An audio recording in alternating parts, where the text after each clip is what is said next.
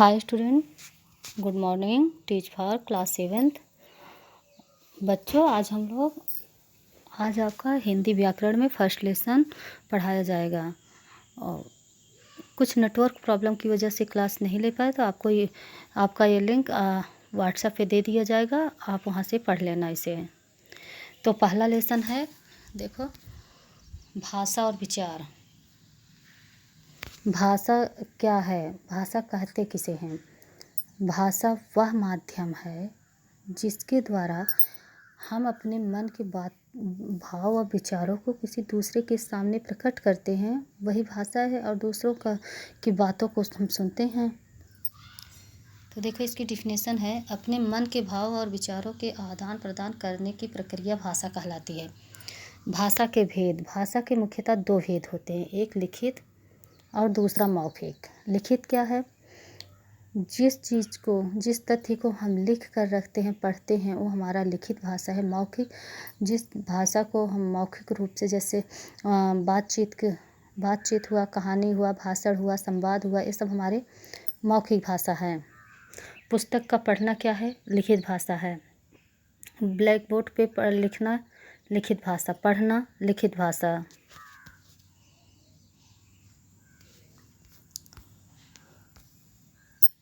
फिर भाषा क्या है? देखो, विश्व में अनेक भाषाएं बोली जाती हैं, जैसे उर्दू, अंग्रेजी, उर्दू, अरबी, फारसी, जर्मनी, स्पेनिश, फ्रेंच, जापानी, रूसी, हिंदी आदि। विश्व में सर्वाधिक लोग चीनी भाषा बोलते हैं। दूसरे स्थान पर अंग्रेजी तथा तीसरे स्थान पर हिंदी बोली जाती है। अन्य देशों की तुलना में भारत में सर्वाधिक भाषाएं बोली जाती हैं। यही कारण है कि भारत बहुभाषीय देश कहलाता है। भारत के संविधान की 8वीं अनुसूची के अंतर्गत 22 भाषाओं को मान्यता प्राप्त है। 22 भाषाएं हमारी कौन कौन सी हैं? देखिए, हिंदी, कोंकणी, तमिल, उड़िया, संस्कृत, कश्मीरी, तेलुगु, बोडो, मराठी, मणिपुरी, पंजाबी, सिंधी, डोगरी, कन्नड़, उर्दू, मैथिली, नेपाली, गुजराती, बांग्ला, असमिया, संथाली और मलयालम। ये हमारी पूरा 22 भाषाएं हैं। मातृभाषा क्या होता है? मातृभाषा उसे कहते हैं जो बच्चा अपने माँ और परिवार से सीखता है, वही उसकी मातृभाषा होती है। प्रादेशिक भाषा। किसी प्रदेश में सर्वाधिक बोली जाने वाली भाषा प्रादेशिक भाषा कहलाती है। भारत की कुछ प्रादेशिक भाषाएं इस प्रकार है, जैसे देखो, पंजाब में पंजाबी, उड़ीसा में उड़िया, केरल में मलयालम, महाराष्ट्र में मराठी, गुजरात में गुजराती, तमिलनाडु में तमिल। तो ये सब क्या है? ये सब राजकीय भाषा हैं, प्रादेशिक भाषा हैं। राजभाषा क्या है? राजभाषा का अर्थ है सरकारी भाषा।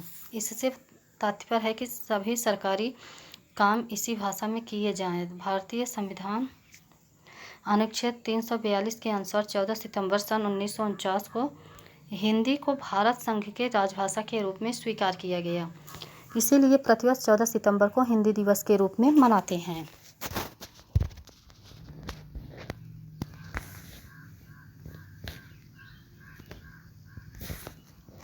लिपि क्या है?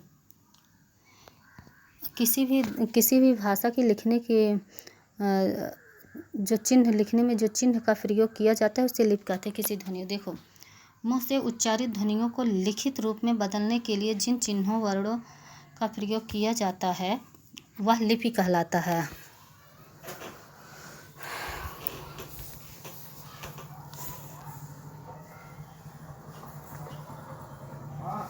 नीचे कुछ भाषाएं तथा उनकी लिपियां दी गई हैं, उन्हें देखिए। जैसे हिंदी की देवनागरी, अंग्रेजी की रोमन, बांग्ला की बांग्ला, उर्दू की फारसी।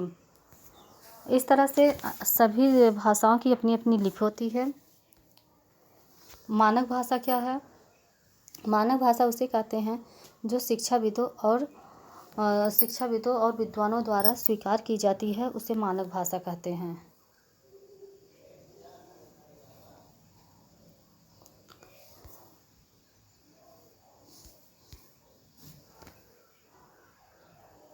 फिर देखो, व्याकरण क्या है? व्याकरण वह शास्त्र है जिसमें हमें भाषा के शुद्ध अशुद्ध रूपों का बोध होता है। कहने का मतलब है, व्याकरण के द्वारा ही हम शुद्ध रूप से बोलना, लिखना, पढ़ना सीखते हैं। व्याकरण के विभाग। व्याकरण के 3 विभाग होते हैं, एक वर्ण विचार, दूसरा शब्द विचार, तीसरा वाक्य विचार। अब देखो, साहित्य। सदियों से विद्वानों व शिक्षाविदों के विचारों और रचनाओं को लिखित रूप में संजो कर रखा जाता है, जिनके अध्ययन व जानकारी में वृद्धि होती है। ये रचनाएं अनुभव व चिंतन पर आधारित हैं। किसी भी भाषा के ज्ञान को संचित कोश को साहित्य कहा जाता है। साहित्य के प्रकार। साहित्य 2 प्रकार के होते हैं, एक गद्य, दूसरा पद्य। गद्य साहित्य में कहानियाँ, पत्र, अनुच्छेद, निबंध, नाटक आदि में अपने विचारों को व्यक्त किया जाता है।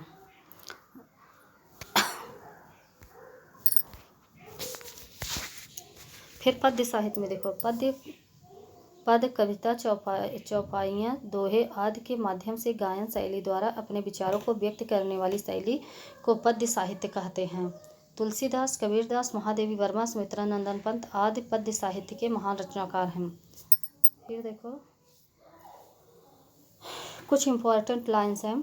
अपने मन के भावों का आदान प्रदान करना ही भाषा कहलाता है। भाषा के 2 रूप होते हैं, एक लिखित, दूसरा मौखिक। भारतीय संविधान में 22 भाषाओं को मान्यता प्राप्त है। किसी प्रदेश में सर्वाधिक बोले जाने वाली भाषा उसकी प्रादेशिक भाषा कहलाती है। सरकारी कार्य में प्रयुक्त भाषा को राजभाषा कहते हैं। भाषा का क्षेत्रीय रूप बोली कहलाते हैं। भाषा की ध्वनि को लिखित रूप में व्यक्त करने वाले चिन्ह लिपि कहलाते हैं। व्याकरण हमें भाषा का शुद्ध लिखना, बोलना और पढ़ना सिखाता है। बच्चों, ये था हमारा फर्स्ट लेसन। इसकी रीडिंग आप लोगों ने की। अब इसके क्वेश्चन आंसर एक्सरसाइज आपको नेक्स्ट वीडियो में मिलेगा। आप इसे पढ़ लेना, समझ लेना, और उम्मीद है कि आपकी समझ में आ जाएगा, क्योंकि ये कोई नया चीज़ नहीं पढ़ाया जा रहा है। आप इसे पिछली कक्षाओं में पढ़ चुके हैं। तो नेक्स्ट वीडियो में हम फिर मिलेंगे। Thank you.